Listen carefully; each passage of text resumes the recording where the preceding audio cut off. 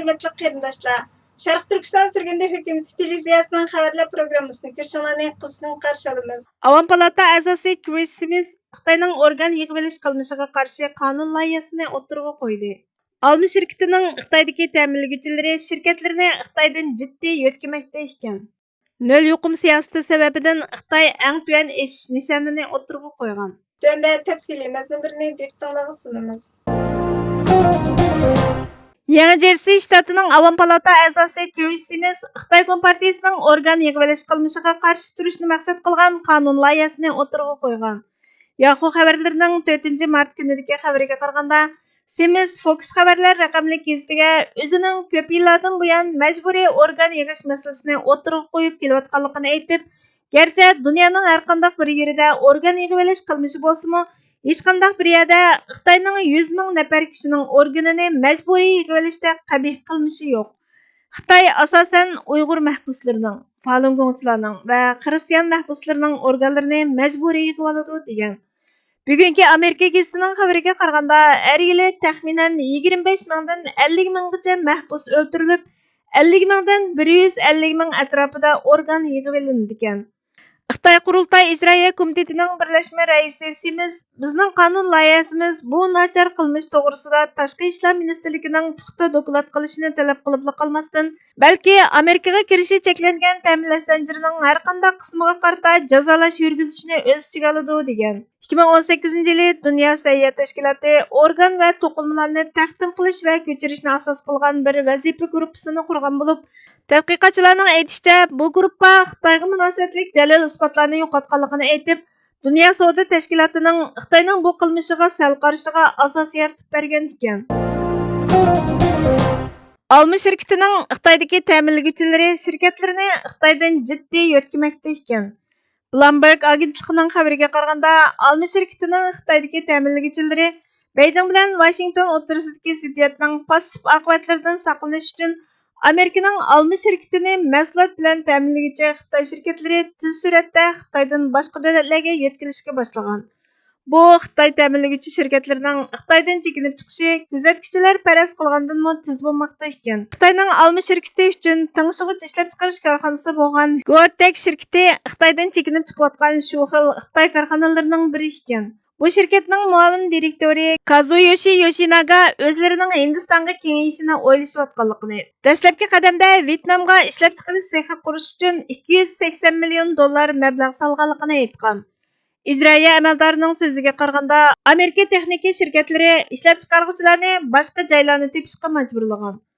Amerika Xitoy o'rtasida savdo urushidan boshlangan ixtilofning tez suratda o'zak va sarmoya sohalaridagi cheklimlarga kengayishi elektron sanoatining necha 10 yillik ta'minlash zanjirini qayta o'ylashishiga turtki bo'lgan.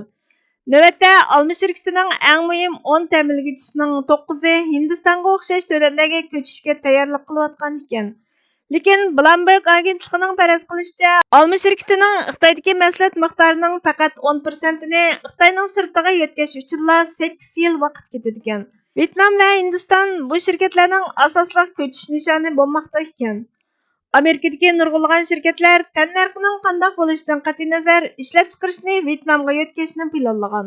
Jabilga o'xshash ba'zi shirkatlarmi Hindistonga kengayish mumkinchiligi ustida izlanmoqda ekan. Nol yuqum siyosati sababidan Xitoy eng tuvan eshish nishonini o'ttirg'a qo'ygan. Xitoy hukumati yakshanba kuni Xi Jinpingning nol yuqum siyosatining davomlashayotgan nachar ta'sirining ostida keyingi 10 yillik eng tuvan eshish mo'lchirini o'ttirg'a qo'ygan. Wall ko'chasi jurnalining yakshanba kundagi doklatiga asoslanganda, Xitoy Moliya ministrligi yakshanba kuni eshish nishonini 5% qilib bekitgan bo'lib, 25 yildan buyongi eng tuvan eshish hisoblanadi ekan. Bu 2022-yildagi 5,5% ortish nishoniga solishtirganda tuvanlaganligini, ya'ni aran 3% ortganligini tushuntirib berdi. Yangi nishon nol yuqum siyosatining turtkisida uyga qamal qilish, karantina siyosatini amaldan qoldirgandan keyin o'tirg'a qo'yilgan. Xitoyning iqtisodiy mo'lchiri bu yil 7,2% ortgan bo'lib, bu harbiy xamchot bilan zid keladigan. Bu xamchot hozir $230 milliard bo'lib, 2022-yildagi umumiy sommadan $16 milliard ga yaqin oshgan.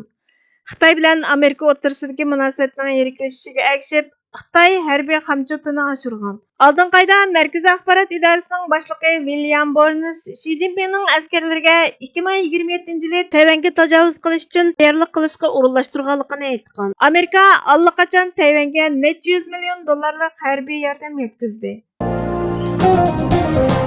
Vatan mustaqilligi harakati sharaflar ichida eng ulug', badili ig'ir, tavakkulchiliklari ko'p bo'lgan qutlug' harakatdir. Bu harakatning ulug'ligi shuningdek, uning yo'lida o'lish shahidlikni, saq qilish g'oziylikni, qoldirgan izlar qahramonlikni baxshanda qiladi. Qozongan sharaflar o'z navbatida millatga, xalqqa keltirgan shon-sharaf sifatida taqdirlanadi. Avlodma-avlod duoyi salomlar bilan, madhiya olqishlar bilan yod etiladi. Milliy xotiraga o'chmas tarix bo'lib tutilish mana bu tarzda ro'yobga chiqadi. Bu harakatning badalining ig'ir bo'lishi shuningdek, har turli yakka va kollektiv manfaatlar uning manfaatiga xizmat qiladi. Shaxsiy doirasidan halqmaydigan mol, oila, yuz obro'y, mansab, jon qatorliq to'lashga tegishli barcha badallar uning yo'lida fido qilinadi.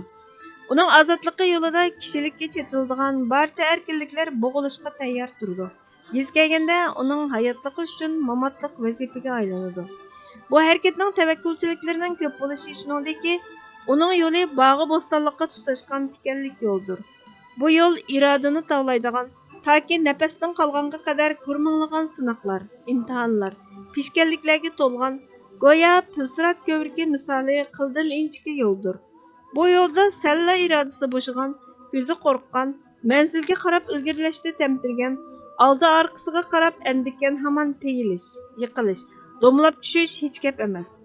Manzilgohning yo'li bo'lgan Firdavsga tutashgan relisning asfali safilining relisiga almashib qolishi, yillab qilingan ajrning birla anda ko'pikka aylanishi har zamon mumkinchilik doirasidadir.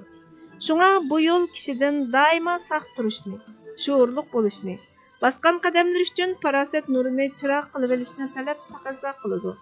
Bu yo'lga qadam olmoq ma'lum ma'nodan aytganda oldin kepallikni hozirlab qo'yib otilishni shart qilgan bo'ladi. Vatanni moddiy va ma'naviy ishg'oldan ozod qilish ko'rishdan iborat bu qutlug' yo'l vazni, xarakteri va istiqboliy e'tibori bilan qurqiy 3 nuqtaga markazlashtirgan chog'da vatan yukini zimmasiga ortish salohiyatini qo'lga keltiruvchilarning o'z navbatida bu yo'lning shart va taqozolarga uyg'unligini iddia qiluvchilar ekanligi o'ttirg'a chiqadi. Shundaqla mazkur shart va taqozolarga uyg'un kelmaydiganlarning bu yo'lga qisilib olishining o'ziga va vatanga zulm qilg'uchi bo'lib qoladiganligi, kishining aslida faqatla chami yetadigan ish bilan mukallaf ekanligi, shartga uyg'unlashmaganlarning vatan yukini zimmasiga elish salohiyati yo'q bo'lib qolmay, aksincha vatanga yuk bo'lishdan boshqaga yaramaydiganligini bilib yetishi, haddini bilishi, dangsishi kerak bo'ladi. Burhan Muhammadning noahlilik va salohiyatsizlik sirtmoqlarida bo'g'ilayotgan mustaqillik ko'rishi nomli maqolasidan elindi. Hurmatli ko'ruvchilar, xabarlarimizni ko'rganlar uchun ko'p rahmat. Kelar qitimli programmamizda ko'rishguncha Allohga omonat bo'lgaysizlar.